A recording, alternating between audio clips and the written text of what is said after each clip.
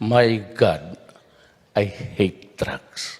President Duterte has a message to Chinese businessmen in the country, help in his fight against corruption. His appeal to them: report government officials who try to extort them. Here's the president in his own words. I just want everybody to behave.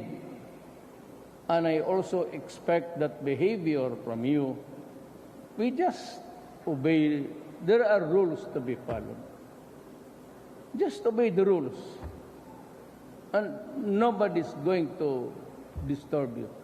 That's the president also telling Chinese businessmen to do what's right after a Chinese-operated Pogo company was shut down today for not paying the right taxes. Mr. Duterte was at the corporate launching of Hong Kong-based real estate developer Golden Topper. He thanked investors in the event for bringing their business to the country, but he also had a warning to foreign nationals coming in with bad intentions like kidnapping. Let us be very clear.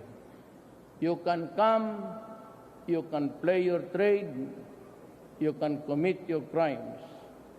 But if I catch up with you, it is dead or alive, preferably dead. Alive, I have to feed you. There's a rice crisis in this country. One mouth less would be good for my country.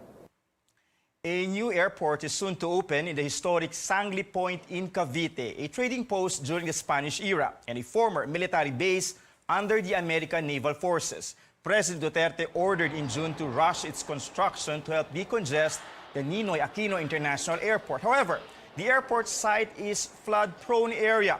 Now, how did officials build the structures to mitigate flooding? In this exclusive report, our Makoy Popioko walks us through the airport, which the government vows to open as early as next month. Construction personnel are hard at work, and they've been working in shifts 24 hours, 7 days a week since June, when President Duterte promised to open Sangli Airport in Cavite Province within the year. It's the government solution to decongest the country's main gateway, NAIA. On site, the hangars are now complete. So is the passenger terminal building. The airport will be open for a number of domestic passenger flights, air cargo shipping, and also for general aviation or for private air travel. This is going to be the passenger terminal, where you will pick up your boarding passes and drop off your luggage. And from here, passengers will proceed to the departure area.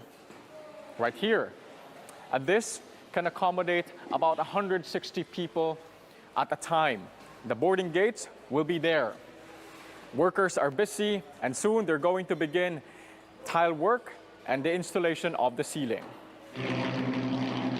This 2.5-kilometer runway was renovated and extended from the old runway used by military operations before. Workers will soon finish the runway markings. However, the installation of the runway lights will not be completed by next month, so transportation officials will have to limit their operations to daytime flights. Meron ho mga issue na dapat addressin. Una ho, yung kalsadang papunta sa Sangli. Iko-connect ko ho yan sa Cavitex. Nakausap na namin ng Cavitex. Pangalawa ho, ang papunta sa Sangli, hindi naman sa kalsada lang. Yung ferry operation, bubuhayin ho namin yon. From the original target date of November, Tugade now wants the airport opened earlier. Matatapos ho yung construction yan by the end of October. I want it to be operational October na rin. The runway is located right next to the sea and is situated in a flood-prone area. So how will the government mitigate flooding? We provided a new drainage system within the entire airport area. So far, yung observation namin, wala na naman naging pagbaha during construction. And then, kasama doon yung ating pump. Nag-provide tayo ng 2 pump on both ends ng runway. Construction for this nearly ₱500 million airport project was given the go signal early last year, but actual groundwork only commenced early this year. While the main airport structures are now in place, government engineers admit there is a ton of work left to be done. Workers are toiling in shifts round the clock to meet the deadline. But critics are quick to point out speed is often gained at the expense of quality. As we do 24/7, I will never sacrifice quality. Buhay ng tao nakataya ron. Kaya kailangan assured and guaranteed tayo sa quality ng mga proyektong ginagawa sa Sangli. With senators leaving it up to President Duterte to publicly name the so-called ninja cops or policemen who are allegedly involved in the illegal drug trade inside the new Bilibid prison. The president had previously named personalities allegedly involved in the drug trade. The Senate Blue Ribbon Committee will send him the list of these cops tonight. This list is based on the testimony of former Police General and now Baguio City Mayor Benjamin Magalong behind closed doors last week. Our George Cahiles has this report. Anong pinakamataas na ranking? This gesture of Senate Blue Ribbon Committee Chairman Richard Gordon has brought speculations as to who is the highest-ranking policeman on their list of cops involved in illegal drug trade.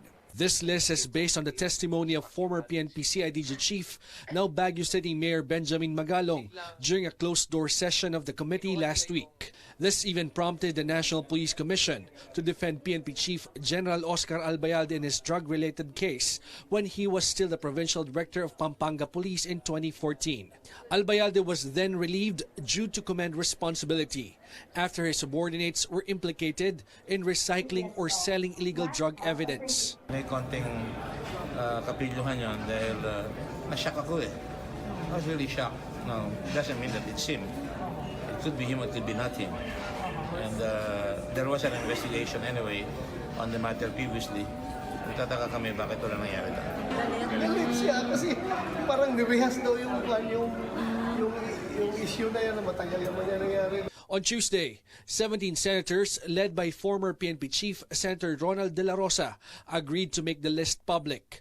But Gordon says he wants to send the list to the President first as a courtesy to the executive branch. Nabanggit po nung nakaraang linggo ni Senator Gordon, ibibigay niya.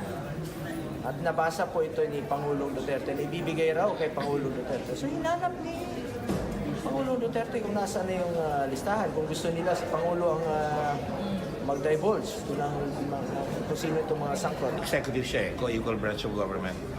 Bigyan natin sila na maayos sila yung bahay nila. Gordon did not confirm nor deny if Albayalde is on the list, with names of around 12 senior policemen, active and retired. But one thing is for sure, the Blue Ribbon Committee will make the list public, whether or not the President announces the names of those on it. Meanwhile, Senator Bongo says the President has his own list of so-called ninja cops, or those policemen involved in recycling or reselling drug evidence. Go says the President offers a bounty for those who will be able to get these ninja cops. 500,000 pesos if alive, 1 million pesos if dead, and 2 million pesos if they resisted arrest and fought back. Kung kayo. Patayin yan. Ha? Patayin yan sila. Go adds the President will meet with the police and the Philippine Drug Enforcement Agency to discuss what must be done about the issue of ninja cops. George Cahiles, CNN Philippines.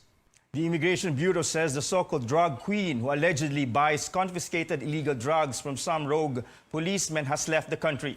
Authorities say Gia Gomez Castro, a barangay chairwoman in Sampaloc, Manila, was allowed to leave because she has no derogatory records. While police are still gathering evidence against Castro, Manila Mayor Isko Moreno and Metro Manila Police Chief Major General Guillermo Eleazar both dare her to return to the country. Eleazar says this is for her to clear the air about her supposed connection to the reselling of illegal drugs seized by the police. Eleazar says Castro's husband Dennis and brother, ex-patrolman Florencio Gomez, are also said to be involved in the drug trade and are still here in the country. So far, Eleazar says all policemen involved in Castro's supposed drug operation are either dead or no longer active. Of the 16 names on his list, Eleazar says 9 were killed, 2 were dismissed from the service, 2 have retired, 2 went absent without leave or awol, and 1 identified as former Corporal Jolly Alyangan, who is now in detention. Except for the case against Aliangan, there were no other cases filed against Castro and her alleged cohorts.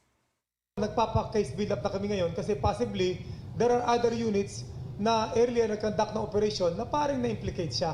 And kung maganda yun ang maging base natin para kung magkaroon tayo ng warrant eventually, mabuhay natin yan. Eh kung nasaan bansa man siya na may extradition treaty tayo, then probably we can request for that. Meantime, CNN Philippines spoke to Manila Police District Director Brigadier General Vicente Danao Jr. He says they are investigating questionable properties owned by the alleged drug queen. Danao also clarifies that Castro has a derogatory record. Public knowledge po yan dito sa Kamaynilaan no? Na sinasabi nga daw nila at alleged drug queen nga daw. Siguro because of the properties that she has.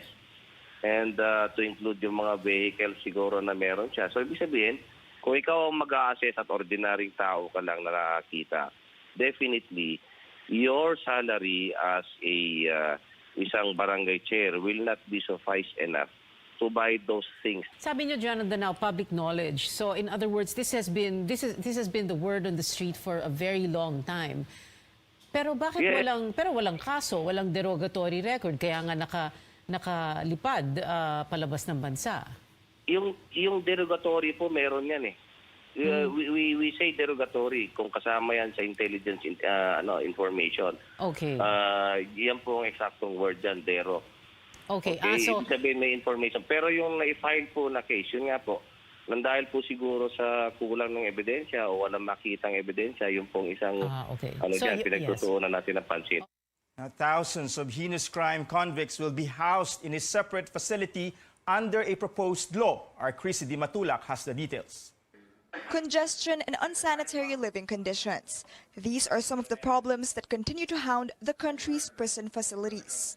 According to Senate Blue Ribbon Chair Richard Gordon, as of September 18, 2019, Philippine jails built to only house 12,299 inmates currently house 47,354 inmates. Because of this, Gordon is pushing for Senate Bill 1055, or an act establishing a separate facility for heinous crime convicts. The heinous crimes penitentiary will house the most dangerous, vicious, and violent criminals.